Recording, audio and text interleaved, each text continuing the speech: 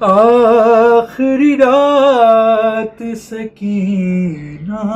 کی،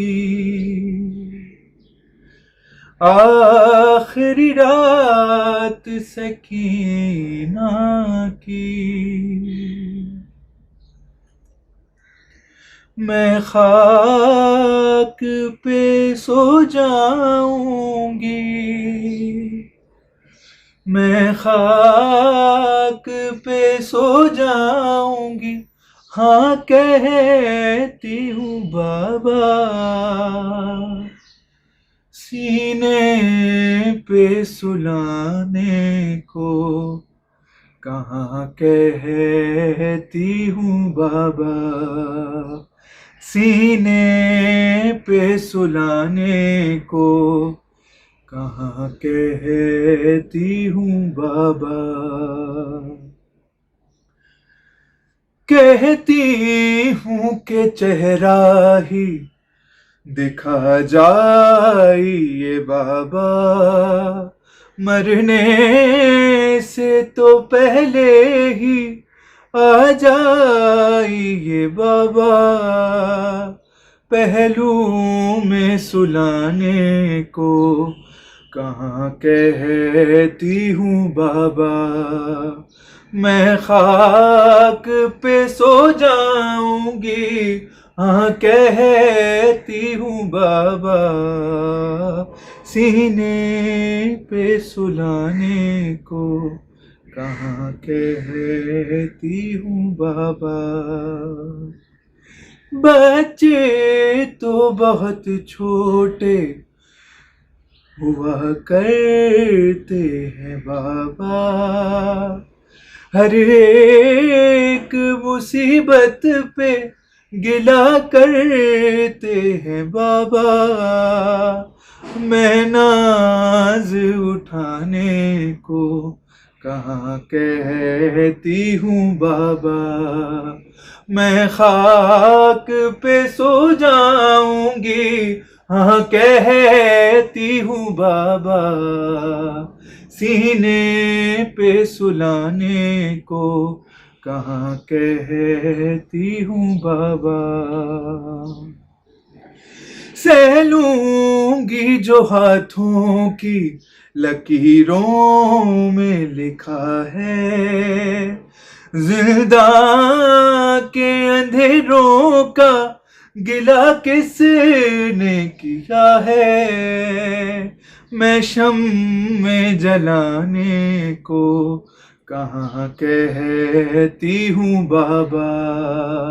میں خاک پہ سو جاؤں گی، ہاں کہتی ہوں بابا، سینے پہ سلانے کو کہاں کہتی ہوں بابا، بابا رے بابا، میرے بچپن کا تقاضا تو نہیں تھا، خوابوں میں کھلونے تھے، جنازہ تو نہیں تھا، گودی میں کھلانے کو کہاں کہتی ہوں بابا، میں خاک پہ سو جاؤں گی، ہاں کہتی ہوں بابا، سینے پہ سلانے کو کہاں کہتی ہوں بابا، بابا میرے زخموں کی دوا کون کرے گا، اب جان سکینہ کو بھلا کون کہے گا،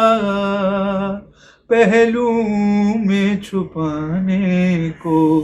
کہاں کہتی ہوں بابا، میں خاک پہ سو جاؤں گی، ہاں کہتی ہوں بابا، سینے پہ سلانے کو کہاں کہتی ہوں بابا، زنداں کے اندھیرے میں صلح کیوں نہیں دیتے؟ بابا مجھے مرنے کی دعا کیوں نہیں دیتے؟ میں لوری سنانے کو کہاں کہتی ہوں بابا، میں خاک پہ سو جاؤں گی ہاں کہتی ہوں بابا، سینے پہ سلانے کو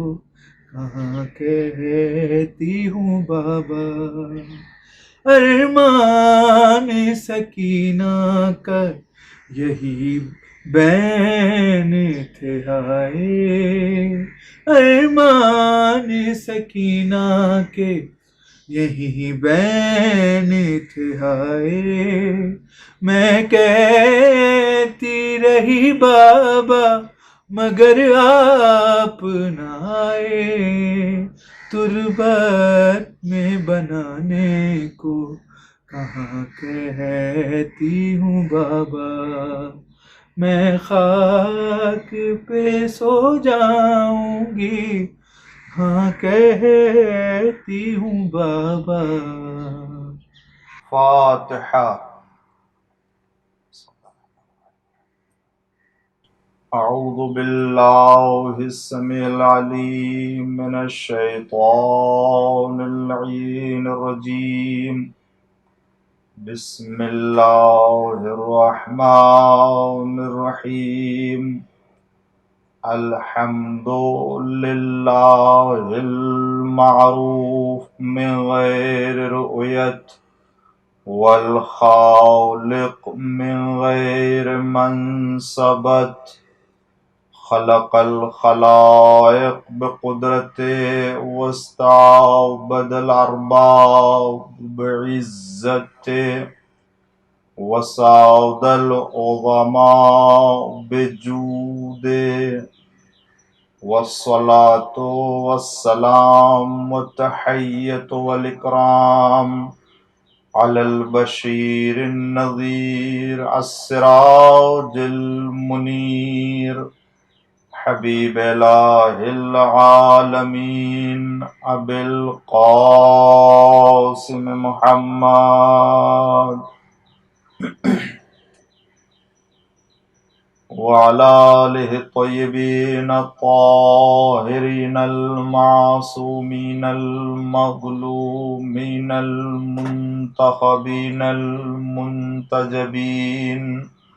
المکرمین المتقین الصادقین الغر المیامین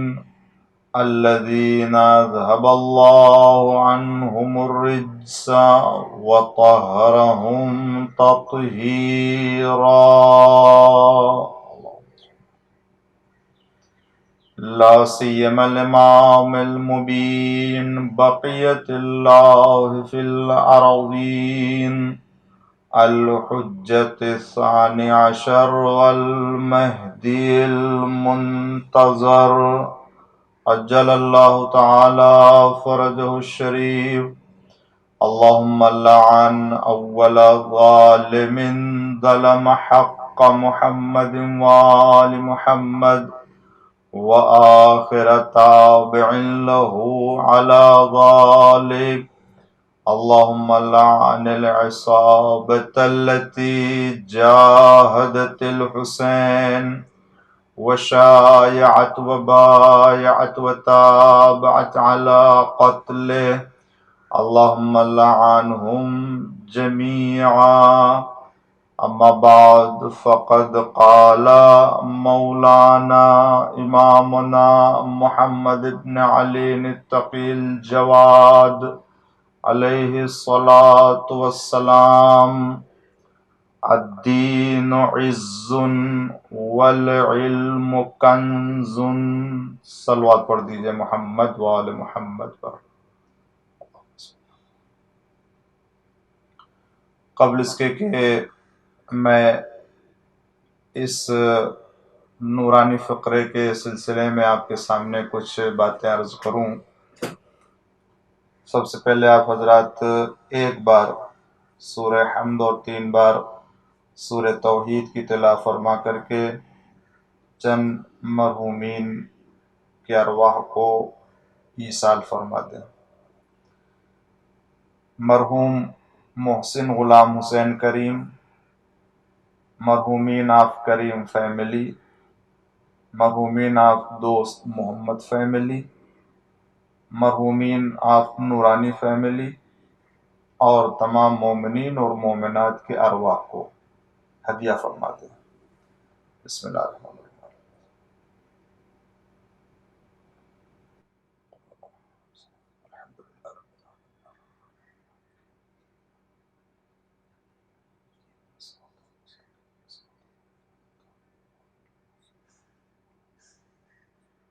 بسم اللہ الرحمن الرحیم۔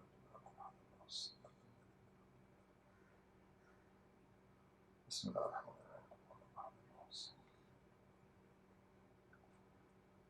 بسم اللہ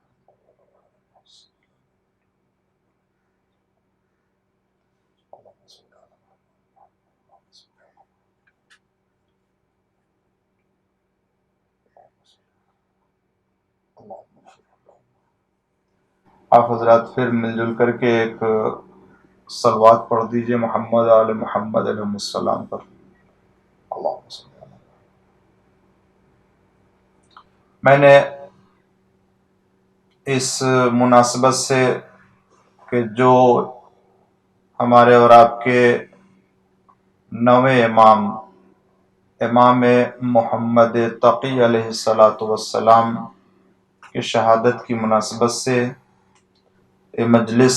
منعقد کی گئی ہے، میں نے آپ ہی کے ایک نورانی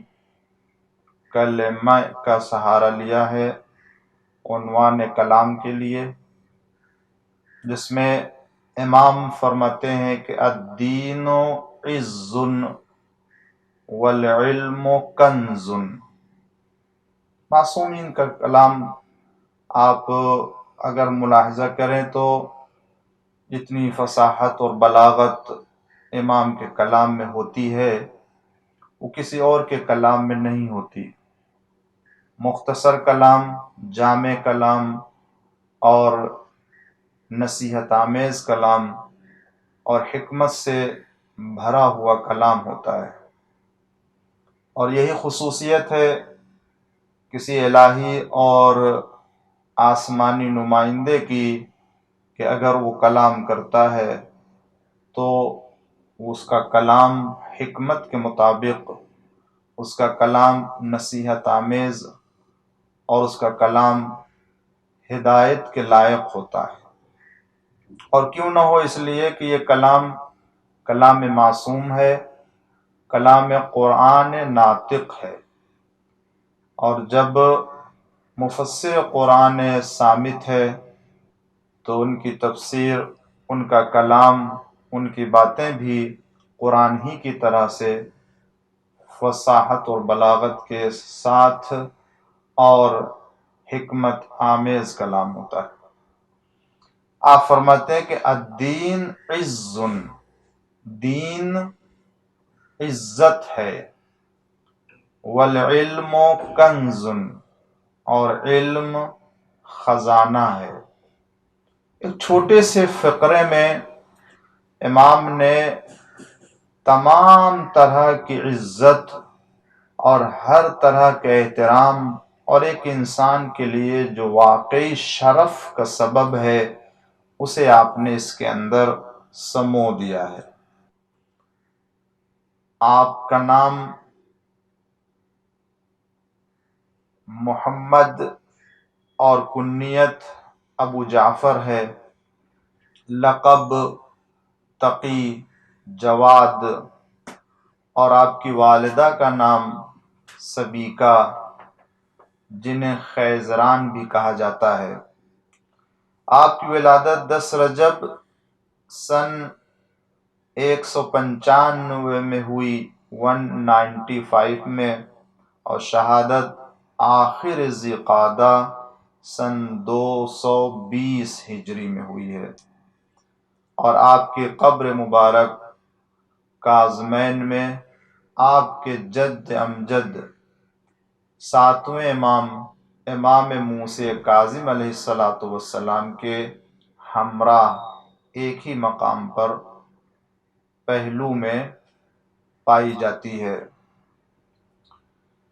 ہماری عقیدتیں قربان ہو جائیں اور ہم سب قربان ہو جائیں اپنے نویں امام محمد تقی علیہ السلام کے اوپر، کہ جن کی ولایت اور جن کی محبت کے ذریعے سے ہی انسان کے اعمال قبول ہو سکتے ہیں، اور خدا بند عالم اپنی بارگاہ میں تمام اعمال کو شرف قبولیت عطا فرمائے گا۔ بات ہو رہی تھی امام علیہ السلام کے اس کلام کے سلسلے میں کہ امام نے فرمایا کہ الدین عز، دینداری، دین خود عزت ہے، اور علم خزانہ ہے۔ امام نے ہر انسان کی عزت کا معیار دین کو قرار دیا ہے،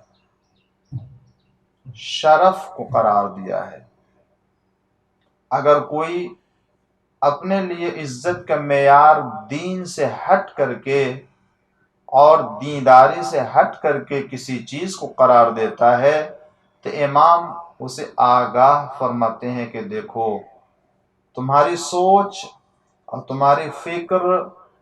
کیا ہونی چاہیے؟ تمہیں اپنے عزت کا معیار، تم کو اپنے شرافت کا معیار، تمہیں اپنے کرامت کا معیار دین کو قرار دینا ہے، دنیا والوں کے معیار کے مطابق عزت کے معیار کو معیار نہیں بنانا ہے۔ دنیا میں بہت سے افراد ہیں، بہت سے لوگ پائے جاتے ہیں جن کا خیال یہ ہے کہ عزت دولت سے ملتی ہے، ان کا خیال یہ ہے کہ عزت حکومت سے ملتی ہے، ان کا خیال یہ ہے کہ عزت اقتدار سے ملتی ہے، ان کا خیال یہ ہے کہ عزت دوستی سے ملتی ہے، ان کا خیال یہ ہے کہ عزت تعلقات بنانے سے ملتی ہے۔ وہ سمجھتے ہیں کہ دنیا میں عزت کا معیار اور عزت کا جو ملاک ہے وہ عہدہ حاصل کرنے کے ذریعے ہے، مگر امام نے ایک جملے میں ساری باتوں کو واضح کر دیا اور ان تمام خیالات کے اوپر پانی پھیر دیا اور بتا دیا کہ دیکھو، عزت کا معیار نہ دولت ہے، عزت کا معیار نہ تو اقتدار ہے، عزت کا معیار نہ دوستی ہے، نہ عزت کا معیار تعلقات ہے، کوئی چیز نہیں۔ اگر عزت کا معیار کوئی چیز ہے تو خود وہ دینداری ہے، وہ دین ہے۔ اگر انسان کے اندر دین پایا جا رہا ہے تو وہ عزت رکھتا ہے، وہ شرافت رکھتا ہے، اور اسی بات کو پروردگار عالم نے قرآن کریم میں دہرایا ہے اور فرمایا ہے کہ ان اکرمکم عند اللہ اتقاکم، اللہ کے نزدیک صاحب کرامت وہ انسان ہے کہ جو صاحب تقوی ہوتا ہے۔ ایک صلوات پڑھ دیجئے محمد وآل محمد پر۔ امام نے واضح طور سے فرمایا کہ عزت کا معیار دین ہے، دین کو عزت کا معیار سمجھو۔ دولت دنیا تمہیں عزت نہیں دے سکتی ہے، شہرت دنیا انسان کو عزت نہیں بخش سکتی، تعلقات انسان کو عزت، یہ انسان کی زندگی میں اگر اچھے تعلقات اور خدا کی محبت کی معیار پر تعلقات استوار ہوئے تو یہ ساری چیزیں عزت کے معیار بنیں گی۔ ایسا نہیں ہے کہ انسان اس دنیا میں بغیر دوستی کے رہے، ایسا بھی نہیں کہ انسان اس دنیا میں بغیر دولت کے رہے، ایسا بھی نہیں کہ انسان اس دنیا میں بغیر تعلقات کے رہے، بغیر اقتدار کے رہے۔ یا بغیر جو ہے شہرت کے رہنے، ان تمام چیزوں کو انسان اس دنیا میں رہتے ہوئے اگر حاصل کرنا چاہے تو اسلام اس کی اجازت دیتا ہے کہ تمہارے پاس دولت بھی ہو، تمہارے پاس اقتدار بھی ہو، تمہارے پاس منصب بھی ہو، تمہارے پاس شہرت بھی ہو، تمہارے پاس دوست بھی ہوں، تعلقات بھی ہوں، یہ ساری چیزیں ہوں، مگر اس کے ساتھ ایک اور چیز ہے جسے شامل کرنا ہوگا، جس کی طرف امام توجہ دلانا چاہتے ہیں کہ دیکھو، دنیا میں محض تعلقات کی بنا پر، دولت کی بنا پر، شہرت کی بنا پر، پیسے کی بنا پر، منصب کی بنا پر، اقتدار کی بنا پر عزت کا معیار نہ سمجھنا، بلکہ اگر تم انہی چیزوں کو خدائی بنا دو گے، الہی بنا دو گے، آسمانی بنا دو گے، بلکہ دوست اگر بنانا ہے تو تمہیں دین کی بنیاد پر، اگر تعلقات استوار کرنا ہے تو دین کی بنیاد پر، اگر تمہیں اقتدار حاصل کرنا ہے تو دین کا خیال رکھنا، اگر تمہیں شہرت حاصل کرنا ہے تو دین کا خیال رکھنا، اگر انسان دین کو لے کر کے چلے اور دین جہاں جہاں اجازت دیتا جائے اگر اسے حاصل کرتا جائے تو سمجھ لیجئے یہ چیزیں انسان کی زندگی کے لیے معاون و مددگار، لیکن اگر دین ان چیزوں کی اجازت نہ دیتا ہو تو پھر امام فرماتے ہیں یہ چیزیں انسان کے شرف کا سبب نہیں ہے، عزت کا سبب نہیں ہے، بلکہ اگر کوئی چیز عزت کا شرف اور احترام اور انسان کے عزت کا معیار قرار پاتی ہے تو وہ ہے دینداری، دین کے اوپر باقی رہ کر کے زندگی بسر کرنا۔ یعنی امام فرماتے ہیں دین ہونا چاہیے بغیر دوست کے ہو، اگر دوستی دین کی بنیاد پر نہیں ہو سکتی اور بغیر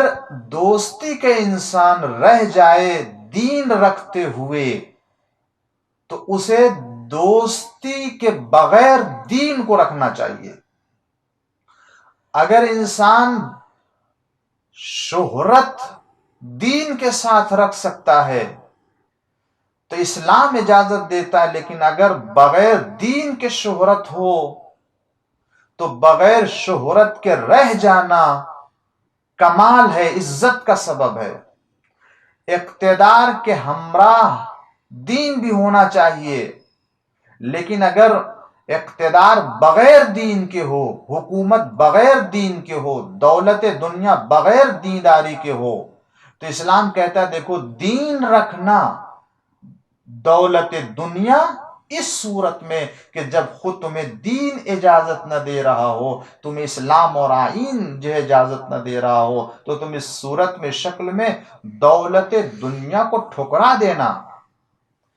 ثروت دنیا کی طرف رخ نہ کرنا، اس لیے کہ معیار عزت کا، شرف کا وہ دولت دنیا نہیں ہے، دینداری ہے۔ آج لوگوں کا یہی خیال ہے کہ جتنی دولت جمع ہو جائے اور جتنے تعلقات ہو جائیں اور جتنا اقتدار مل جائے یہی انسان کی عزت اور شرف ہے، مگر میں عرض کروں عزیزان گرامی، اگر یہی ہوتا اور عزت کا معیار اور عزت کا شرف اسے قرار دیا گیا ہوتا تو پھر خداوند عالم سب سے پہلے یاد رکھیں عزیزان گھر میں جملہ آپ کی خدمت میں عرض کرنا چاہتا ہوں کہ شاید اس حوالے سے جو شہادت امام جواد علیہ السلام کی مناسبت سے یہ مجلس منعقد کی گئی ہے، شاید ہم امام کی اس چھوٹے سے نورانی فقرے سے ہم دین کی طرف متوجہ ہو جائیں اور دنیا داری سے تعلقات بغیر دین کے کم کر لیں اور آخرت کی طرف ہم توجہ کریں تو شاید ہو سکتا ہے یہ بہت بڑی خراج عقیدت ہوگی اس شہادت کے موقع پر مجلس کے منعقد کیے جانے کا۔ آج لوگوں کے خیال یہی ہے عزیزان گرامی کہ سب کچھ جمع ہو جائے، پہلی نگاہ انسان کی عزت کے خاطر یہی چیزیں پائی جاتی ہیں، یہی چیزیں انہی چیزوں کو قرار دیتا ہے۔ لیکن اگر اسے دین بھی چاہیے تو خیال یہ ہے اس کا کہ ہم دولت دنیا رکھیں اور دین بھی رکھیں، شہرت ہے، شہرت رہے، دین بھی رہے، اقتدار رہے، دین بھی رہے، دوستی ہو، دین بھی ہو، تعلقات ہوں، دین بھی ہو۔ یہ جو دین بھی ہو، یہ جو دینداری بھی ہو، یہ جو خدا بھی ہو، اس کا مطلب سمجھ رہے ہیں آپ کا کیا ہوتا ہے؟ اس کا مطلب یہ ہوتا ہے کہ میری سب سے پہلی پسند دوستی ہے، اقتدار ہے، پیسہ ہے، دولت دنیا ہے، شہرت ہے، یہ ہونا چاہیے۔ اور چونکہ بغیر دین کو شامل کیے ہوئے ہم سماج میں، معاشرے میں عزت دار نہیں کہے جا سکتے ہیں، لہٰذا اس کے ساتھ دین کو بھی ہونا چاہیے۔ یعنی وہ دوستی کو دین کی بنیاد پر نہیں دیکھنا چاہتے ہیں، بلکہ دین کو اپنی دوستی کی بنیاد پر دیکھنا چاہتے ہیں، دین کو اپنی شہرت کی بنیاد پر دیکھنا چاہتے ہیں، دینداری کو تعلقات دنیا کی بنا پر دیکھنا چاہتے ہیں۔ یعنی گویا دنیا والوں نے معیار برعکس کر دیا ہے۔ امام نے فرمایا تھا دین عزت کا سبب ہے، تمہاری عزت کا معیار دینداری ہے، دین ہے، مذہب ہے، آئین کے اوپر عمل کرنا ہے۔ مگر دنیا والوں نے یہ معیار قائم کر لیا کہ پہلے تعلقات دنیا ہو، پہلے ثروت دنیا ہو، پہلے اقتدار ہو، اور اسی میں دین کو بھی تھوڑا سا کہیں شامل کر دیا جائے تاکہ عزت کا شرف ہو جائے۔ لیکن امام کا کلام یہ ہے کہ دیکھو، عزت کا معیار دین ہے، تم کبھی بھی یہ خیال نہ کرنا کہ ہم تھوڑے سے دین کو بھی شامل کر دیں اپنی پسند میں تو یہ عزت کا سبب بن جائے گا۔ نہیں، تم بغیر دوستی کے رہ جاؤ اگر دین کی بنیاد پر نہ ہو، بلکہ دین کو معیار بنانا اپنے ہر چیز کے۔ صلوات پڑھ دیجئے محمد و آل محمد پر۔ اور اس کے بعد آپ فرماتے ہیں دوسرے فقرے میں کہ وَالْعِلْمُ كَنْزٌ، علم خزانہ ہے، علم ایک ایسا سرمایہ ہے کہ جو کبھی بھی ختم نہیں ہونے والا ہے، اور علم ہی وہ کمال ہے، علم ہی وہ فضیلت ہے، علم وہ شرف ہے کہ جس کے ذریعے سے انسان خدا بند عالم کا تقرب حاصل کرتا ہے اور دنیا میں عزت حاصل کرتا ہے۔ علم، ہر چیز کا علم مراد ہے۔ وہ علم نہیں ہے کہ جس کی بنیاد پر انسان کی زندگی نہ سنور سکے، وہ چاہے علم دین ہو یا علم دنیا ہو یا کوئی بھی علم ہو، مگر ان تمام علوم میں وہ علوم کے جو انسان کو معرفت پروردگار کی طرف متوجہ کر سکے، وہ علم یقیناً زینت ہے، آرائش ہے، وہ علم انسان کے لیے بہت بڑا سرمایہ ہے جس کے ذریعے سے انسان خوشنودی پروردگار بھی حاصل کر سکتا ہے اور انسان اپنی اس دنیا میں اپنی زندگی کو سنوار سکتا ہے اور زینت اور آرائش کر سکتا ہے۔ امام علیہ السلام، اسی لیے آپ دیکھیں خدا کے جتنے نمائندے، وہ علم کی دولت سے خدا بند عالم نے اپنے نبی کو نبی بنانے اور نبی کے بعد امام کو قرار دینے کے لیے بھی جو معیار قرار دیا وہ علم قرار دیا ہے۔ علم کی بنیاد پر اللہ تعالیٰ نے نبی کو نبی بنایا ہے، عصمت کی بنیاد پر اللہ تعالیٰ نے نبی کو نبی بنایا، امام کو امام بنایا۔ کوئی نبی علم کے بغیر نہیں آیا، کوئی امام علم کے بغیر نہیں آیا، اور کیسا علم؟ دنیا والوں جیسا علم نہیں کہ وہ انسان ایک دوسرے کے سامنے جب تک جو زانو ادب طے نہیں کرتا اس وقت تک اسے علم نہیں ملتا ہے، جب تک کلاس میں نہیں جاتا اس وقت اسے علم نہیں حاصل ہوتا، جب تک سیکھتا نہیں ہے تب تو اسے علم نہیں ملتا ہے۔ دنیا میں جب پیدا ہوتا ہے، دنیا میں آتا ہے تو جاہل ہوتا ہے، آہستہ آہستہ پڑھتا ہے، لکھتا ہے، سیکھتا ہے، اس کے بعد جو انسان عالم بنتا ہے۔ خدا کا جو نمائندہ ہوتا ہے، اللہ کا جو ہادی ہوتا ہے، خدا کی طرف سے جو معین کیا ہوا راہبر ہوتا ہے، وہ چاہے نبی کی شکل میں ہو، چاہے رسول کی شکل میں ہو، چاہے امام کی شکل میں ہو، وہ خدا کے یہاں سے علم لے کر کے آتا ہے۔ اسے دنیا میں علم سیکھنا نہیں پڑتا، دنیا والوں جیسا علم نہیں ہوتا ہے کہ جب وہ سیکھتے ہیں تو انہیں علم ملتا ہے۔ اسی لیے ہمارے اور آپ کے ساتویں امام موسی کاظم علیہ السلام نے اس سلسلے میں بہترین معیار بتایا۔ جب آپ سے دریافت کیا گیا، پوچھا گیا کہ اگر مولا فرمائیے کہ ہم اگر کسی امام کو پہچاننا چاہیں، کسی امام کو جاننا چاہیں کہ یہ معصوم امام ہے، یہ خدا کا نمائندہ ہے، تو اس کے پہچاننے کا ذریعہ کیا ہے؟ ہم کیسے پہچانے کہ یہ امام ہے؟ تو امام علیہ السلام نے بہترین طریقے سے اور بہت ہی اچھے نکات کے ذریعے سے اسے بتایا کہ دیکھو بہت آسان ہے، اگر تم کسی کو پہچاننا چاہتے ہو یا دنیا میں تمہارے سامنے کوئی دعوے دار امامت ہو اور معلوم کرنا چاہیے کہ یہ امام خدا کی طرف سے امام ہے یا نہیں ہے، تو اس کے پہچاننے کے 2-3 طریقے ہیں۔ پہلا طریقہ یہ ہے کہ وہ امام اپنے پہلے والے امام کے ذریعے سے منسوب کیا جائے گا، یعنی پہلا والا امام اپنے بعد والے امام کو اپنی جگہ پر قرار دے اور لوگوں کے درمیان باقاعدہ طور سے اعلان کرے، صراحت کے ساتھ واضح طور سے کہ یہ میرے بعد میری جگہ پر میرا جانشین ہے اور میرا وصی ہے اور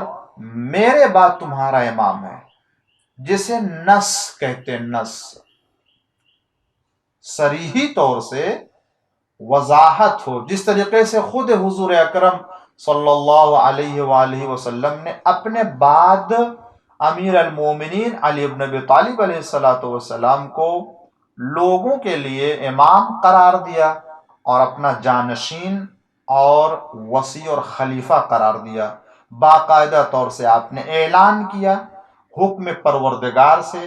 مقام غدیر خم میں خطبہ دیا۔ خطبہ دینے کے بعد آپ نے مولا کائنات کو بلند کیا اور بلند کرنے کے بعد یہ اقرار لیا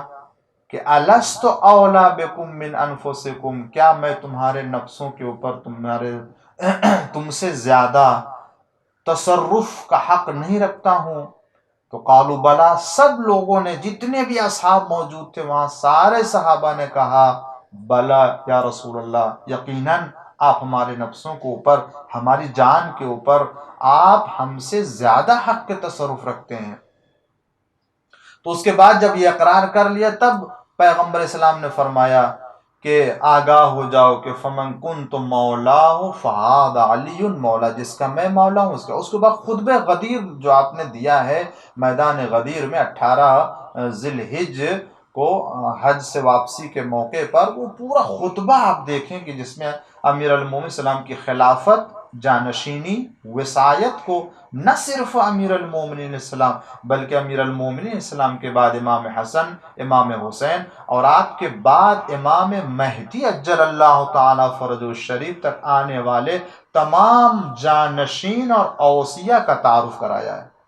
اور آخری وصی اور آخری جانشین امام مہدی عجل اللہ تعالی فرجہ الشریف کے بارے میں تفصیل کے ساتھ آپ نے خطبہ غدیر میں اعلان فرمایا۔ تو ایک طریقہ یہ ہے کہ پہلا والا امام اپنے بعد والے امام کا تعارف کرائے اور اپنی جگہ پر اسے قرار دے لوگوں کے درمیان، جیسا کہ امام حسن نے امام حسین علیہ السلام کے لیے، امام حسین علیہ السلام نے امام زین العابدین علیہ السلام کے لیے، امام زین العابدین علیہ السلام نے امام محمد باقر علیہ السلام کے لیے، امام محمد باقر علیہ السلام نے امام جعفر صادق علیہ السلام کے لیے، امام جعفر صادق علیہ السلام نے امام موسی کاظم علیہ السلام کے لیے نص فرمائی، واضح کیا اور لوگوں کو آگاہ کیا کہ یہ میرے بعد تمہارے امام جانشین ہوں گے۔ اور امام موسیٰ کاظم علیہ السلام نے امام علی رضا علیہ السلام کو، انہوں نے اپنے بیٹے امام محمد تقی علیہ السلام کو، کہ جب آپ کی 40 سال، امام رضا علیہ السلام کی عمر 40 سال ہو چکی تھی، کوئی فرزند نہیں تھا، لوگوں کو حیرت تھی، تعجب تھا اور بے چینی پائی جا رہی تھی کہ آخر ہوگا کون آپ کے بعد۔ آپ مطمئن تھے اس لیے کہ خداوند عالم نے وعدہ کیا ہے، پروردگار عالم کا وعدہ ہے، اور جو علم ازل میں اور خداوند عالم کے علم میں آیا ہے کہ وہ جو وصی قرار دیا گیا وہ وصی ہوگا۔ امام مطمئن تھے کہ خداوند عالم ہم کو ایک بہترین فرزند عنایت کرے گا، مگر مومنین میں بے چینی تھی۔ آخرکار خداوند عالم نے امام محمد تقی جواد کی شکل میں آپ کو بیٹا عطا فرمایا۔ اور جب امام رضا علیہ السلام کی شہادت ہوئی ہے تو اس وقت امام علیہ السلام کی بہت زیادہ عمر نہیں تھی، 6-7 سال 8 سال، اس سے زیادہ عمر نہیں تھی امام تقی علیہ السلام کی۔ آپ اس وقت منصب امامت کے اوپر فائز ہوئے اور آپ نے لوگوں کو کہا کہ یہ میرا فرزند، یہ میرا بیٹا میرا جانشین ہوگا اور تمہارا امام ہوگا۔ لوگوں کو بہت حیرت تھی کہ یہ کم سن بچہ کیسے لوگوں کا امام ہو سکتا ہے۔ لیکن امام علیہ السلام نے، جو یہ 7ویں امام سے سوال کیا گیا کہ امام کی پہچان کیا ہوگی، اسی معیار کی بنیاد پر لوگوں نے امام محمد تقی علیہ السلام کو اپنا امام مانا۔ امام کاظم علیہ السلام نے کیا فرمایا؟ امام کے پہچاننے کی نشانی یہ ہے تو سب سے پہلے تو نص ہونا چاہیے کہ پہلے والا امام اپنے بعد والے امام کو معین کرے۔ دوسری نشانی یہ ہے، یہ نشانی جو بھی اپنے اندر رکھتا ہے وہ خداوند عالم کو نمائندہ ہے، پروردگار عالم کا نمائندہ ہے، رہبر ہے، ہادی ہے لوگوں کا، امام ہے لوگوں کا۔ اور وہ کیا ہے؟ وہ ہے علم، یعنی اس سے کسی بھی طریقے کا سوال کیا جائے، اس سے دنیا اور آخرت کی کوئی بھی چیز پوچھی جائے، اس سے دنیا کی کسی بھی چیز سے متعلق، چاہے وہ جدید ہو، قدیم ہو، آئندہ کے بارے میں ہو، گزشتہ کے بارے میں ہو، موجودہ دور کے سلسلے میں ہو، کسی بھی علم سے متعلق ہو، اگر اس سے پوچھا جائے تو اس کے پاس اس کا جواب ہو، وہ جواب رکھتا ہو۔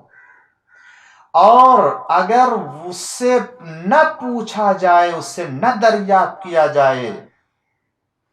تو وہ خود اس کا جواب دے اور اس کے پاس اس سوال کا جواب موجود ہو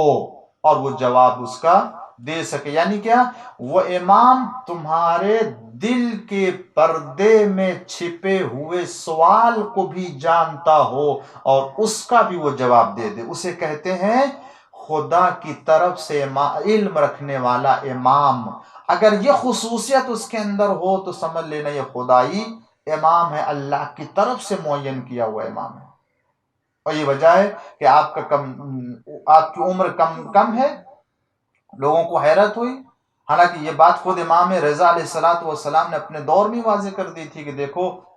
تم اس بات میں کوئی حیرت نہیں ہونی چاہیے۔ جب لوگوں نے حیرت ظاہر کیا اور لوگوں نے جو تعجب ظاہر کیا کہ آخر یہ اس عمر میں بھی امام ہو سکتے ہیں، تو امام علیہ السلام نے کہ خداوند عالم قرآن کریم میں جناب یحییٰ اور جناب عیسیٰ علیہ السلام کی نبوت کا ذکر کرتا ہوں تو گہوارے میں تھے، وہ کہتے تھے انی عبداللہ وآتانی الکتاب، میں اللہ کا بندہ ہوں، مجھے کتاب دی گئی، وجعل النبی، مجھے نبی قرار دیا گیا۔ تو جو گہوارے میں ہو کر کے نبی خدا ہو سکتا ہے، اس کے پاس کتاب آ سکتی ہے، اس کے پاس علم ہو سکتا ہے، تو پھر جو چند سال کی عمر رکھتا ہو، جو 7 سال کی عمر رکھتا ہو، تو وہ تو گہوارے میں لیٹے ہوئے بچے سے کہیں زیادہ عمر رکھتا ہے۔ جب اسے خدا علم دے سکتا ہے، نبوت دے سکتا ہے، اس کے پاس جو ہے وہ خود کتاب ہو سکتی ہے، تو جو 7 سال کی عمر رکھتا ہو، تو بتانا یہ ہے کہ نبی کے لیے، رسول کے لیے، امام کے لیے معیار نہیں ہے، سن معیار نہیں ہے، علم معیار ہے، اور اللہ اگر کسی کو نبی یا امام بنانا چاہے تو وہ کسی بھی عمر میں اسے امام بنا دیتا ہے، جیسا کہ خود اللہ تعالیٰ نے نبیوں کے سلسلے میں کیا، اور یہ شاید اسی لیے نذیر قرار دی تاکہ بعد میں جب امامت کا منصب سنبھالنے والے آئے کم سنی میں تو کسی کا اعتراض نہ ہو اور کسی کی زبان پر یہ اشکال نہ ہو، سوال نہ ہو کہ یہ نبی کیا امام اس عمر میں نبی اور امام ہو سکتا ہے؟ قرآن نے مثال پیش کی ہے اسی لیے۔ تو امام کاظم علیہ السلام نے کیا فرمایا کہ اگر وہ تمہارے سوال کا جواب دے دے، اور نہ صرف یہ کہ سوال، تمہارے دلوں میں اگر کوئی چیز پائی جاتی ہے اور کوئی سوال ہے، کوئی خواہش ہے اور کوئی بات رکھے ہوئے جسے تم بیان کرنا چاہتے ہو اور نہیں بیان کر سکتے ہو، تو وہ خود آگاہ کرے کہ تم کیا پوچھنا چاہتے ہو اور تم کیا دل میں اپنے رکھے ہوئے ہو۔ یہ خصوصیت ہے اس کی۔ اسی طریقے اسی لیے ایک روایت پائی جاتی ہے، خود آئیے اس کی مثال جو ہے وہ اس کی نظیر دیکھیں۔ امام جواد علیہ السلام اور امام محمد تقی علیہ السلام کی حیات طیبہ میں، اللہم صلی علی محمد وآل محمد وعجل فرجہ، کہ چند شہروں سے جمع ہو کر کے امام علیہ السلام کے پاس جو ہے وہ لوگ تشریف لائے، اور تقریباً روایت جو بتاتی ہے وہ 80 علماء دانشوران قوم اور ملت، تقریباً اتنی تعداد میں لوگ حج کرنے کے لیے گئے خاص طور سے، اور مکہ جب روانہ ہوئے تو مکہ سے مدینہ بھی آئے، اور مدینہ آنے کے بعد انہوں نے قیام کیا امام جعفر صادق علیہ السلام کے گھر میں۔ خالی مکان تھا امام علیہ السلام کے گھر میں وہاں، اور یہ آئے بھی تھی اسی غرض سے تاکہ جو وہ مدینہ آئے اور زیارت کرے امام جواد علیہ السلام، امام محمد تقی علیہ السلام کی زیارت کے لیے جائے۔ مدینہ میں جو خالی تھا امام کا مکان، اس میں وہ قیام کیا، ٹھہرے۔ وہ شرف تھا، یہ بھی ایک عزت تھی ان کی کہ امام علیہ السلام کے خانہ مبارک میں ان کو قیام ملا اور وہ ٹھہرے وہاں پر۔ اور اس کے بعد ایک روایت ہے اس میں کہ اس کے بعد جو ہے وہ امام کاظم علیہ السلام کے دوسرے بیٹے آئے وہاں پر، وہ بیٹھے، وہ کہا یہ امام ہے، ان سے سوالات کیے گئے، سوالات کا عجیب عجیب جواب دیا، تو لوگوں کے دل میں شبہ پیدا ہوا کہ یہی امام ہے، کیسے ہوگا، کیا ہوگا۔ اتنے میں غلام آیا اور اس نے اعلان کیا کہ امام تقی جواد علیہ السلام تشریف لا گیا۔ وہ لوگ اٹھے، احترام کیا، دیکھا، عزت، اور اس کے بعد سب لوگ جمع ہوئے۔ امام علیہ السلام خوش تھے، سوال کا جواب دے رہے تھے امام علیہ السلام، کم سنی کا عالم ہے، اور ہر ایک ہے کہ جو اپنے سوال کو پیش کر رہے امام علیہ السلام کی اطمینان بخش تشفیق بخش جواب جو ہر ایک کو فراہم کر رہے ہیں، اور ہر ایک ہے کہ جو خوش ہو رہا ہے، مطمئن ہو رہا ہے کہ ہم نے اپنے زمانے کے امام کو پہچان لیا اور اپنے زمانے کے امام کو جان لیا ہے، اور یہی ہمارے حجت ہے، یعنی ہمارے لیے حجت ہے اور خدا کے معین کردہ امام۔ ہر ایک ہے کہ جو اپنے سوال کو، تو اس گروہ میں ایک اسحاق بن اسماعیل غالباً نام ہے، اسحاق، وہ شخص بھی موجود تھا، وہ بھی آیا ہوا تھا، مگر اس نے اپنے تقریباً 10 سوالات ایک خط میں لکھ کر کے وہ لایا ہوا تھا، اور اسی کے ساتھ اس کی یہ آرزو تھی، تمنا تھی دل میں کہ اگر ان تمام سوالات کے جواب امام نے دے دیے تو پھر میں امام سے تقاضا کروں گا، امام سے درخواست کروں گا کہ مولا میری بیوی کے شکم میں بچہ ہے، اور میں امام سے کہوں گا کہ مولا دعا کر دیں کہ خدا وند عالم اس بچے کو فرزند قرار دے، بیٹا قرار دے۔ میں امام سے دعا کروں گا، اس لیے کہ اگر یہ میرے سوال کا جواب دے دیں گے تو اس کا مطلب یہ کہ وہ حجت خدا ہے، اور حجت خدا کی دعا اللہ کی بارگاہ میں قبول ہوتی ہے۔ لہذا وہ آئے، لیکن جب بیٹھے دیکھا لوگوں کے سوالات ہو رہے، کافی وقت ہو گیا اور اس کو سوال کرنے کا موقع نہیں ملا، تو انہوں نے کہا کہ ٹھیک ہے، میں آج اپنے سوالات پیش نہیں کروں گا، کل میں اپنی بات پیش کروں گا۔ اور یہ سوچ کے اسحاق بزم سے اٹھنے ہی والا تھا، بلکہ اٹھ گیا تھا۔ جیسے اٹھا، امام کی نگاہ مبارک اس کی طرف گئی اور امام نے دیکھ لیا کہ اسحاق کھڑے ہو رہے ہیں۔ امام نے اسی مقام پر توجہ چاہتا، امام نے اسی وقت، اسی موقع، جس وقت اسحاق اٹھے، یہ سوچ کر کے کہ میں کل آؤں گا اور اس خط کو امام کی بارگاہ میں پیش کروں گا اور اپنا تقاضا پیش کروں گا، اپنی درخواست پیش کروں گا، امام نے اٹھتے ہی اسی لمحہ فرمایا، اے اسحاق، اللہ نے میری دعا تمہارے حق میں قبول فرما لی ہے اور تمہیں خداوند عالم بیٹا عنایت کرے گا، اس کا نام احمد رکھنا۔ ایک صلوات پڑھ دیجئے محمد و آل محمد پر۔ یہ اسحاق کہ جو یہ خیال کر کے آیا تھا، یہ سوچ کے آیا تھا کہ اپنے سوال کے بعد اس دعا اور اس مدعا کو پیش کروں گا تاکہ جو خداوند عالم اس فرزند کو، اس بچے کو بیٹا قرار دے، امام نے اتنے اطمینان سے فرمایا، حالانکہ ابھی اسحاق نے اپنا سوال نہیں رکھا ہے، اسحاق نے اپنے دل کی اس بات کو نہیں پیش کیا ہے، اسحاق نے ابھی دعا کرنے کا بھی درخواست نہیں کی ہے کہ مولا ہمیں دعا کر دیجئے، مگر امام کتنے اطمینان سے فرما رہے ہیں، اسحاق، اللہ نے میری دعا تمہارے حق میں قبول کر لی ہے کہ اس کا نام احمد رکھنا۔ عزیزو، کیسے دعا قبول؟ دعا کے قبولیت کے آثار ہوتے ہیں۔ اچھا، انسان اگر دیکھ لے دعا کے قبولیت کے بعد آثار کو تو اسے یقین ہو جاتا ہے کہ ہماری دعا قبول ہے۔ امام کتنی اطمینان سے فرما رہے کہ میری دعا قبول کر لی گئی ہے، جبکہ ابھی اسحاق نے دعا رکھی بھی نہیں ہے امام کے سامنے، ابھی تو وہ دعا اس کے دل میں ہے۔ اگر انسان کے سامنے کسی چیز، کوئی دعا مانگی ہے، اگر اس دعا کے قبول ہونے کے بعد وہ چیز سامنے آتی تو انسان کو یقین ہوتا ہے کہ ہماری دعا اللہ نے قبول کر لی ہے۔ دنیا کے کتنے کروڑوں متقی انسان، صاحبان علم، انسان، دانشوران نے وہ جہان دعائیں کرتے ہیں، مگر اپنی دعا کے سلسلے میں نہیں کہہ سکتے کہ میری دعا اللہ نے قبول، جب تک، ہاں اگر کوئی کہہ سکتا ہے جب تک اس کے آثار نہ دیکھ لے کہ اللہ نے میری دعا قبول کر لی ہے۔ اور ابھی تو اس بچے کی ولادت بھی نہیں ہوئی ہے اور امام فرماتے ہیں میری دعا قبول کر لی ہے، اور اتنے اطمینان سے فرماتے ہیں کہ اسحاق، اس کا نام احمد رکھنا۔ اس کا مطلب یہ ہے کہ امام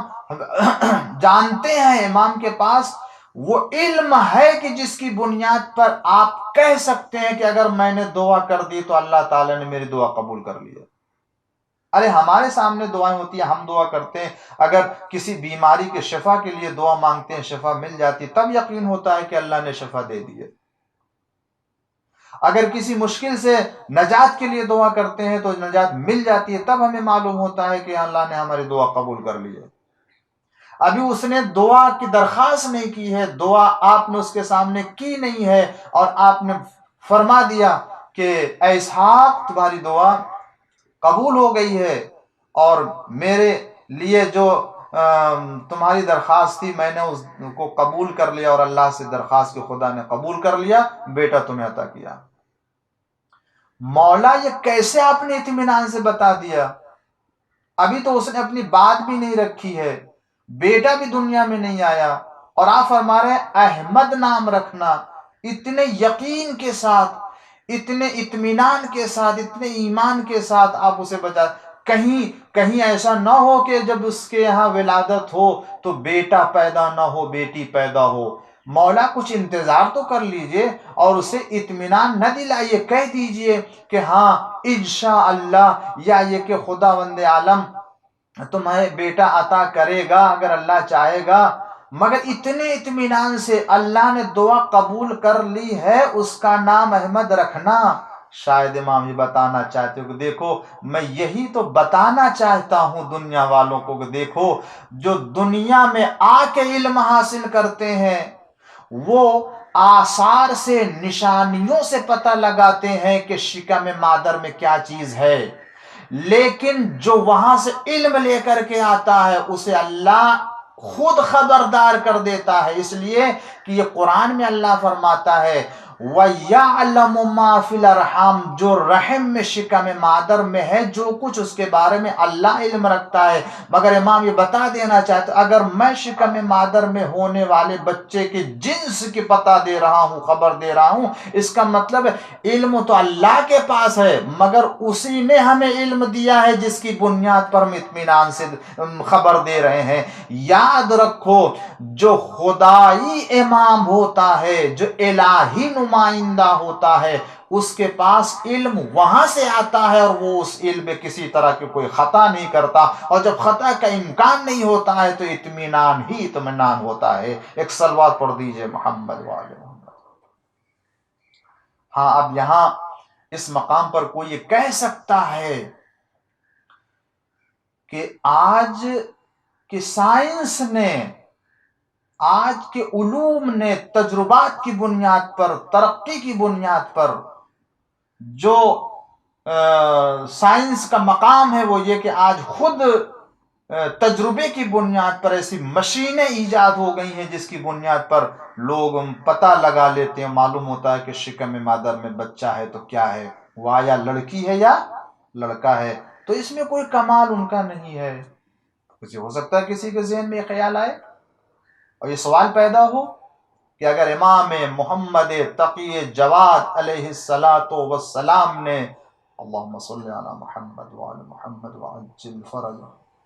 خبر دی ہے تو اس میں ان کا کیا کمال؟ آج کی دنیا نے بھی اتنی ترقی کر لی ہے، سائنس اتنا آگے بڑھ گیا ہے، ایسی مشینیں ایجاد ہو چکی ہیں، لہذا یہ تو کوئی کمال نہ ہوا۔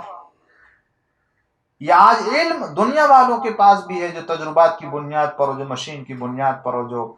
سائنس اور ٹیکنالوجی کی بنیاد پر آج علم کو حاصل کر لیا، یہ بھی ہوتا ہے۔ تو دیکھیں، یاد رکھیں، آج کی دنیا نے اگر اس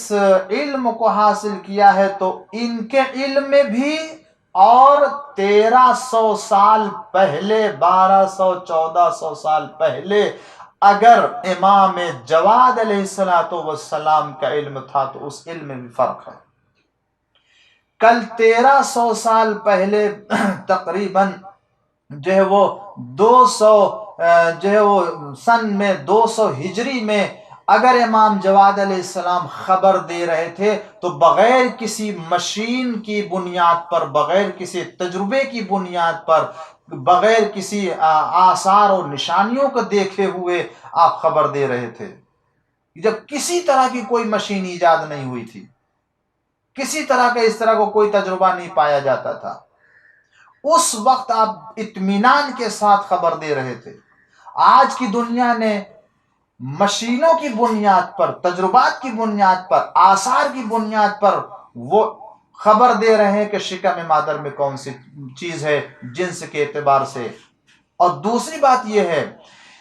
کہ آج کا سائنس، آج کی سائنس اور آج کی جو عالم ہیں اس طرح کے افراد جو مشین کی بنیاد پر خبر دیتے ہیں، وہ اس اطمینان کے ساتھ خبر نہیں دے سکتے اور نہ اس کمال کے ساتھ وہ خبر دے سکتے ہیں کہ اگر انہوں نے یہ کہہ دیا کہ شکم مادر میں اپنے تجربے کی بنیاد پر، مشین کے رزلٹ کی بنیاد پر اگر کہہ دیا کہ شکم مادر میں لڑکی ہے تو وہ لڑکی ہو سکتی ہے، لیکن یہ سائنس اس لڑکی کے بجائے اگر شکم میں لڑکا ہو یا اس لڑکی کو لڑکا بنانا ہو، جنس بدلنا ہو، تو آج سائنس کے پاس یہ شکم مادر میں تبدیل کرنے کی قدرت اور طاقت نہیں پائی جاتی ہے۔ جو کہہ دیا وہی ہوگا، اور ہو سکتا ہے ان کا کہنا خلاف واقع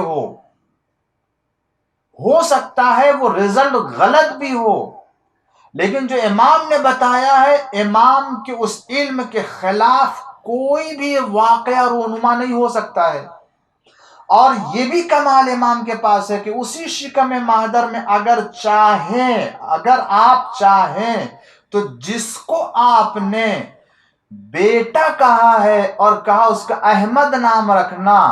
تو اسی وقت اگر آپ چاہیں تو اس کی جنس بھی بدل سکتے ہیں، اور جنس بدل کر کے کہیں نہیں اللہ تمہیں بیٹی دینا چاہتا بیٹی دے گا، اس کا نام مثلا فلاں رکھنا۔ اگر امام چاہیں تو شکم مادر ہی میں اس کی جنسیت کو بدل سکتے ہیں، اور بیٹی پیدا ہونے والی ہے تو اسے بیٹا، اور بیٹا پیدا ہونے والا تو اسے بیٹی قرار دے سکتے ہیں، اور ہو سکتا ہے۔ مگر سائنس کے پاس یہ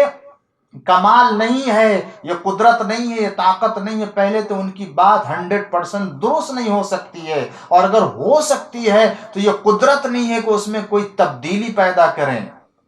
کسی طرح کی کوئی چینج پیدا کریں، جنسیت میں جو ہے وہ تبدیلی لے کر کے آئیں۔ لیکن یہ قدرت امام کو اللہ نے دی ہے کہ اگر وہ چاہے شکم مادر میں جنس کو بدلنا چاہے تو بدل دیں۔ اگر یقین نہ آئے تو میں مثال تاریخ سے پیش کرتا ہوں، نظیر قائم کرتا ہوں اس کی مثال سے، تاریخ سے، تاکہ آپ کو یقین ہو جائے کہ جو امام ہوتا ہے اسے اس کی قدرت ہوتی ہے، اس کے پاس یہ طاقت اور اتنا اقتدار اللہ نے دیا ہے کہ اگر جنس کو بدلنا چاہے تو بدل سکتا، بغیر کسی مشین کے، بغیر کسی تجربے کی بنیاد پر۔ اور اگر یقین نہ آئے تو مولا کا وہ جملہ یاد کیجئے کہ جب اس نے بزم میں آیا اور آنے کے بعد شان امام میں گستاخی کی تو امام نے ایک فقرہ فرمایا اور کہا کہ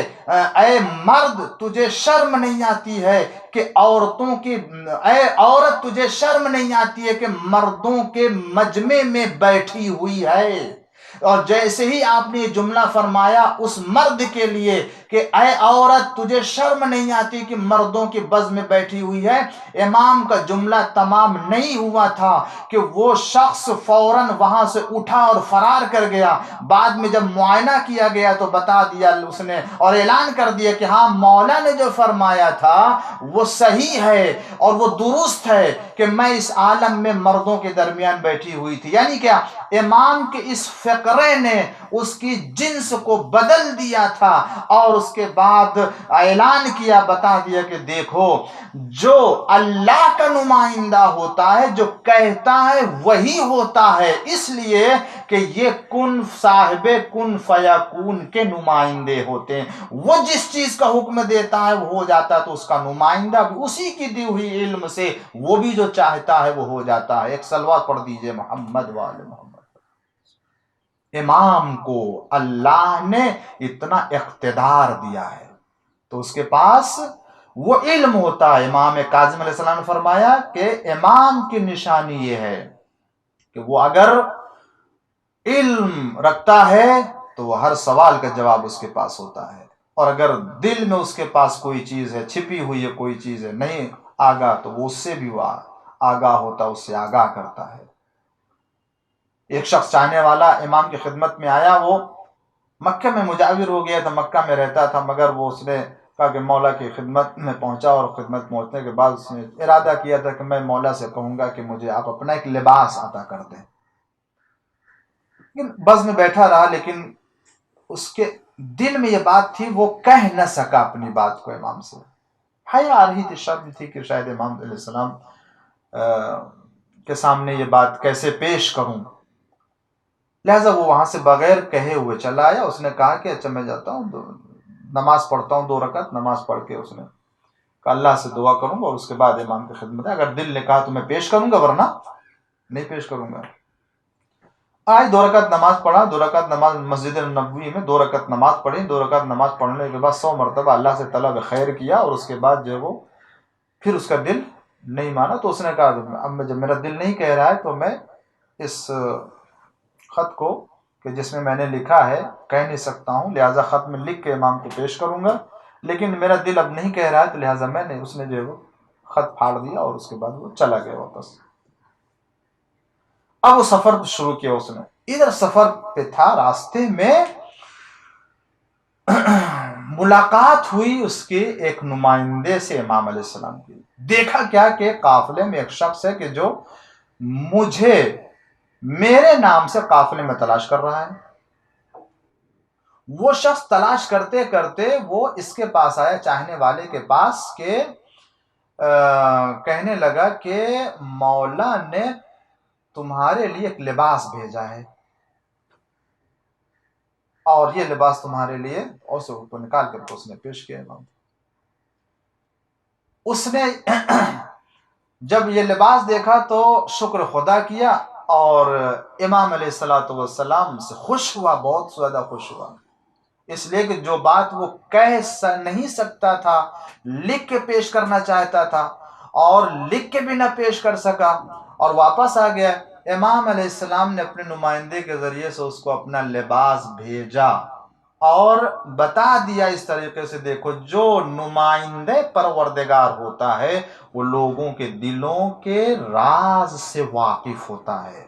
لوگوں کے دلوں کے راز سے آگاہ ہوتا، اسے اپنے دل کی بات بیان کرنے کی ضرورت نہیں۔ عزیزو، شاید یہی وجہ ہے دنیا نہیں جانتی ہے، میں انہیں بتانا چاہتا ہوں، چونکہ معصوم امام لوگوں کے دلوں کے راز سے واقف ہوتا ہے، وہ چاہے جہاں بھی ہو وہ اپنے دل کی بات پیش کرے، امام علیہ السلام اس سے آگاہ ہو جاتے ہیں۔ شاید یہی وجہ ہے کہ عاشقان اہل بیت علیہ السلام دنیا کے کسی بھی گوشے میں ہو، ایک مرتبہ رخ کرتے ہیں روضہ امام کی طرف اور السلام علیک یا ابا عبداللہ، یا السلام علیک یا ابن رسول اللہ کہتے ہیں اور اپنا سلام کا نذرانہ پیش کرتے ہیں۔ انہیں یقین ہوتا ہے کہ یہاں سے امام علیہ السلام نے ہماری آواز بھی سن لی، اور اس کے بعد اگر وہ کوئی دعا رکھنا چاہتا ہے امام کے سامنے، کوئی چیز مانگنا چاہتا ہے تو بھی اسے امام کی بارگاہ میں پیش کرتا ہے، اس لیے کہ امام چاہے عراق میں ہو، چاہے نجف میں ہو، چاہے خراسان میں ہو،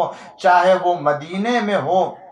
چاہے وہ کاظمین میں ہو، چاہے وہ سامرہ میں ہو، کہ کربلا میں، کہیں پر بھی ہو، انسان اگر اپنے دل کی بات ان کے سامنے رکھتا ہے تو امام آگاہ ہو جاتے ہیں اور خدا کی دی ہوئی قوت و طاقت سے اسے عطا کرتے ہیں۔ لوگوں کو چونکہ یہ معرفت نہیں ہے اس لیے ان کو اعتراض ہوتا ہے، لوگوں کے پاس ایسے امام نہیں ہے جس کی بنیاد پر ان کو نہیں لگتا، لیکن میں دعوت دوں گا لوگوں کو، آؤ سمجھو نمائندے خدا کو، سمجھ کر کے ان سے مانگو، تمہیں عطا کیا جائے گا۔ ایک صلوات پڑھ دیجئے محمد وآل محمد پر۔ تو جو امام ہوتا ہے وہ امام ان صلاحیتوں کا مالک ہوتا ہے، اس لیاقت کا مالک ہوتا ہے، وہ استعداد رکھتا ہے، وہ علم الہی، اسرار الہی کا خزانہ دار ہوتا ہے، وہ علوم کا معدن ہے، وہ تمام حقائق و تمام معارف کا رکھنے والا حامل ہوتا ہے، وہ خدا بند عالم کی طرف سے عطا کردہ ایک ایک علم کو اپنے اندر رکھتا ہے کم سنی میں۔ مگر عزیزو، شاید دنیا والوں کو یہ کمال نہیں پسند آیا اور نہیں آتا تھا جس کی بنیاد پر ان سے دشمنی کی گئی اور ان کے اس کمال سے حسد کیا جاتا رہا، چونکہ وہ کمال پیدا تو نہ کر سکے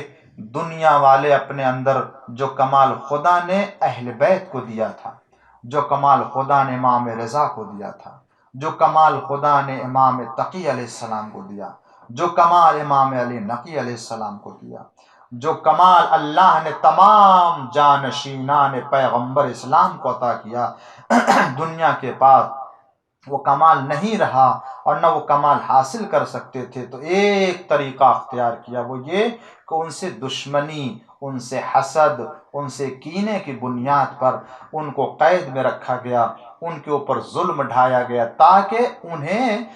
لوگوں سے دور رکھا جائے، لوگوں کو ان سے دور رکھا جائے، تاکہ یہ کبھی بھی لوگوں کے دلوں کے اوپر یا لوگوں کے اوپر حکومت نہ کر سکیں۔ لیکن نہیں معلوم دنیا والوں کو کہ جو خدائی نمائندہ ہوتا ہے اسے ان وسائل کی ضرورت نہیں ہوتی ہے، انہیں اس اسباب کی ضرورت نہیں ہوتی ہے، وہ تو خود لوگوں کے دلوں کے اوپر حکومت کرتے ہیں، وہ اپنے کمال کے ذریعے سے خود، ان کو اقتدار کی ضرورت نہیں ہے، اقتدار والوں کو ان کی ضرورت ہوتی ہے، خود ان کو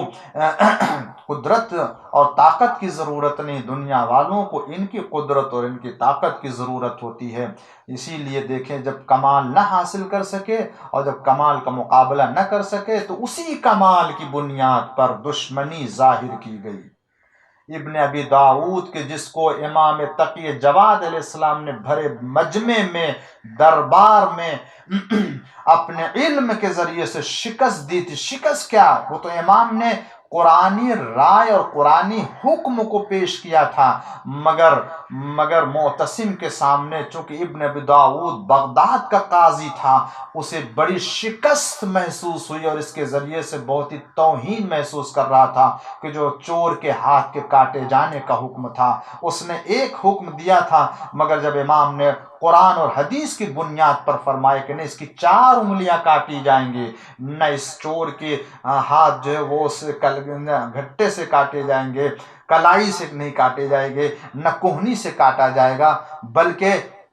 اس کی انگلیوں کو کاٹا جائے گا، دلیل دی، تو وہ اتنا شرمندہ ہوا، اتنا رسوا ہوا کہ اس سے زیادہ کبھی رسوا نہیں ہوا. اسی نے آ کر کے معتصم کے کان بھرے اور کہا کہ تمہیں معلوم ہے کہ اس دن جو مجھے شکست ہوئی تھی یہ تو میری شکست تھی، مگر دراصل یہ تمہاری بھی شکست ہے، تمہارے حکومت کو خطرہ ہے، اس لیے کہ اس دن تمام بھرے مجمع میں جو انہوں نے مجھے جواب دیا اور تم نے ان کے فتوے کے اوپر عمل کیا، یہ فتویٰ اور یہ واقعہ لوگوں کے درمیان مشہور ہو گیا ہے، اور اب لوگ جانشین پیغمبر اور حکومت اقتدار کا صحیح مالک انہیں سمجھتے ہیں، تمہیں نہیں سمجھتے. اس طریقے سے اس کے دل میں دشمنی بٹھائی گئی اور زیادہ. وہ تو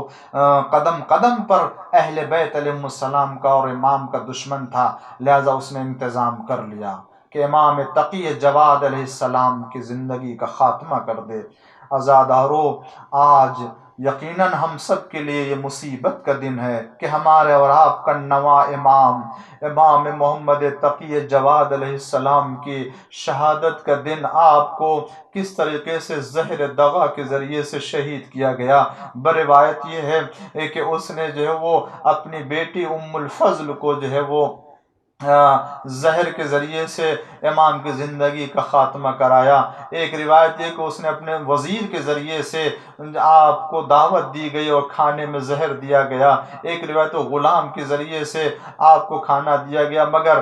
جس ذریعے سے بھی ہو امام کو زہر دیا گیا، امام کے جسم میں زہر سرایت کر گیا. اب جب آپ بزم سے اٹھے تو اٹھنے کے بعد خود وزیر کہتا ہے کہ کہاں چلے؟ امام نے فرمایا ہاں تو اپنے مقصد میں کامیاب ہو گیا. اے ارباب اعضا، امام کی کل عمر کتنی ہے؟ 25 سال کی عمر ہے. اس عمر میں یہ جوانی کی عمر کہی جاتی ہے، یہ شباب کی عمر کہی جاتی ہے. یہ کوئی طبیعی موت نہیں ہے ہوتی ہے جو اس عمر میں انسان جو ہے وہ دنیا سے جاتا ہے، مگر کس امام کو طبیعی عمر اختیار کی گئی ہے اور زندگی دی گئی ہے؟ کسے جو ہے وہ طبیعی موت جو ہے وہ کے ذریعے سے دنیا سے جانا ہوا ہو؟ ہر امام کو زہر دیا گیا، قتل کیا گیا، شہید کیا گیا. امام تقی جواد علیہ السلام کو عالم شباب میں زہر دیا گیا. اے ارباب اعضا، آپ زہر سے متاثر ہو، بدن میں پورا زہر سے رائت کر گیا، بستر پہ کروٹیں بدل رہے ہیں. اے عزادارو، یقیناً یہ مصیبت کا دن ہے، مگر میں کہوں گا اے مولا، اے امام جواد علیہ السلام، آپ کو اگر جوانی میں موت آئی ہے، اگر آپ کو جوانی میں دنیا سے رخصت ہونا ہوا تو آپ کی مثال نظیر پائی جاتی ہے. آپ کی جد ماجدہ جناب فاطمہ زہرا بھی شباب کے عالم میں، جوانی کے عالم میں دنیا سے گئیں، مگر اے مولا جب آپ دنیا سے گئے تو شباب کے عالم میں، جوانی کے عالم میں، مگر آپ کا جسم سالم رہا، مگر آپ کی جد مظلومہ کا جسم کوڑوں کے اثر سے جا بجا نشان پائے جا رہے تھے، پسلیاں ٹوٹی ہوئی تھی. اے شہزادی، اے مولا، اگر آپ دنیا سے عالم جوانی میں دنیا سے گئے ہیں، یقیناً یہ آپ کے لیے ایک شرف ہے کہ آپ کا بیٹا موجود ہے، اس نے غسل دیا، کفن دیا، قبر میں لٹایا. مگر ہاں، یہ جوانی کا داغ بہت ہی بڑا داغ ہوتا ہے، یہ داغ جوانی بہت ہی کرب اور تکلیف کا سبب ہے۔ اے مولا میں آپ سے کہوں گا، جب آپ جوانی کے عالم میں شباب کی حالت دنیا سے جا رہے تھے تو آپ کا باپ آپ کے سرہانے نہیں تھا، اس لیے کہ ہر باپ کے لیے جوان کا غم یقیناً بہت بڑا داغ ہوتا ہے۔ آپ کے والد گرامی کا انتقال ہو چکا تھا، شہید ہو چکے تھے، مگر میں ایک ایسے باپ کا ذکر کروں کہ جو اپنے کڑیل جوان بیٹے علی اکبر کے سرہانے آیا۔ کڑیل جوان علی اکبر ایڑیاں رگڑ رہے ہیں اور باپ ہے کہ جو سر کو اپنے آغوش میں لیے، کیسے باپ نے اس منظر کو دیکھا ہوگا۔ اسی لیے تو جب آپ نے محسوس کیا کہ بیٹا اکبر سینے کے اوپر ہاتھ رکھے تو ایک مرتبہ آپ نے فرمایا بیٹا اکبر ارے کوئی تکلیف ہے؟ تو اکبر نے کہا ہاں بابا، ارے ایک برچھی ہے کہ جو سینے میں لگی ہوئی ہے۔ مگر عزیزوں اسی منزل پر حسین نے کام کیا، فوراً آپ نے آستین الٹنے کے بعد اس برچھی کو پکڑا، اکبر کا کلیجہ نکل آیا۔ لیجئے باپ نے مرثیہ پڑھا، جوان بیٹا دنیا سے رخصت ہو گیا۔ ارے کون ہے کہ جو باپ کو تسلی دے؟ کون ہے کہ جو اس باپ کو اس عالم میں دلاسا دے؟ ہاں کوئی نہیں، خیمے سے ایک زینب تھی جو چلی آئی، حسین کی نگاہ پڑی، کہا اے شہزادی، اے بہن زینب اپنے خیمے میں جاؤ، میں ابھی زندہ ہوں۔ مگر آواز دی کہا بھیا ارے جوان بیٹے کا لاشا ہے، ارے بوڑھا باپ ہے، ارے تم بوڑھے ہو، اس سے اٹھایا نہ جائے گا۔ اے بھیا ارے میں نے اسے گودی میں پالا ہے، میں اسے آغوش میں اٹھا لوں گی۔ ایک روایت حسین نے آواز دی او بنی ہاشم کے بچوں آؤ، ارے بوڑھا باپ ہے، جوان بیٹا اس کی میت اٹھائی نہیں جاتی۔ روایت کہتی ہے خیمے سے بچے آئے اور حسین کو سہارا دیا، اکبر کا لاشا اٹھایا۔ ایک روایت عزیزوں بس مجلس کو تمام کر رہا ہوں، بچوں نے اکبر کے لاشے کو اٹھایا، مگر روایت کہتی ہے کہ یہ بچے جو بنی ہاشم کے خیمے سے آئے تھے وہ دو حصے میں ہو گئے۔ ایک کچھ بچے تھے کہ جو اکبر کے لاشے کو اٹھائے ہوئے تھے، اور کچھ بچے تھے جو حسین کو بغل سے سہارا دے رہے تھے، اس لیے کہ حسین چل نہیں پا رہے تھے۔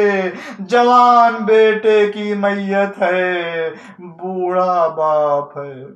وَسَيَعْلَمُونَ الَّذِينَ أَيَّ مُنْقَلَبٍ يَنْقَلِبُونَ رِضًا بِقَضَائِهِ وَتَسْلِيمًا لِأَمْرِهِ پروردگارا بحق الزہرا و ابیہا و بعلہا و بنیہا والسر المستودع فیہا۔ معبود امام زمانہ علیہ السلام کے ظہور میں تعجیل فرما، ہم سب کو ان کے اعوان و انصار میں شمار فرما۔ پروردگار ہم سب کو امام کی دعا میں شامل فرما۔ معبود اس وقت امام جہاں بھی ان کی حفاظت فرما۔ پالنے والے دنیا کے تمام حقہ اور تمام آیات اعظام کو امام کی پناہ میں محفوظ فرما۔ معبود دنیا کے تمام مومنین اور مومنات کی حفاظت فرما، تمام مسلمانوں کی حفاظت فرما۔ اے اللہ خلق خدا کی حفاظت فرما۔ معبود اس بلا اور بیماری سے تمام صاحبان ایمان، خاص طور سے صاحبان تقوی اور تمام محبان اہل بیت علیہم السلام اور عام طور سے تمام خلق خدا کی حفاظت فرما، اور اس بلا اور مصیبت کو ظہور امام زمانہ علیہ السلام کے ذریعے سے برطرف فرما۔ معبود ہم سب کے گناہوں کو معاف فرما۔ اے اللہ جو بیمار ہو چکے ہیں، بیمار ہیں، انہیں شفاء کامل و عاجل عنایت فرما۔ میں محمد تقی علیہ السلام کے حق کا واسطہ دیتا ہوں، پروردگار تمام مریضوں کو شفاء کلی عنایت فرما اور امام زمانہ کی ظہور میں تعجیل فرما۔ پالنے والے ہمارے گناہوں کو، ہمارے ماں باپ کے گناہوں کو معاف فرما۔ پالنے والے ہم سب کو موت یقینی ہے، مگر اللہ عافیت کے عالم میں موت قرار فرما۔ پالنے والے دنیا سے جب اٹھیں تو اس عالم میں کہ ہمارے ایک ہاتھ میں قرآن، دوسرے ہاتھ میں دامن اہل بیت سے تمسک ہو۔ پالنے والے ولایت اور محبت اہل بیت کے ساتھ دنیا سے ہماری زندگی کا خاتمہ فرما۔ پالنے والے جن مرحومین کے ایصال ثواب کے لیے یہ مجلس ہے، اللہ تعالیٰ ان کے درجات کو بلند فرما، ان کے گناہوں کو معاف فرما، ان کے قبروں کو معصومین کے پناہ میں قرار فرما، حساب و کتاب آسان فرما، بحق محمد والِ طاہرین۔ آپ حضرات پھر ایک بار سورہ حمد اور 3 بار سورہ توحید کی تلاوت فرما کر کے مرحوم محسن غلام حسین کریم، مرحوم کریم فیملی کے تمام مرحومین، اور دوست محمد فیملی کے تمام مرحومین، اور نورانی فیملی کے تمام مرحومین کو، اور تمام مومنین و مومنات کے ارواح کو ہدیہ فرما دیں۔ بسم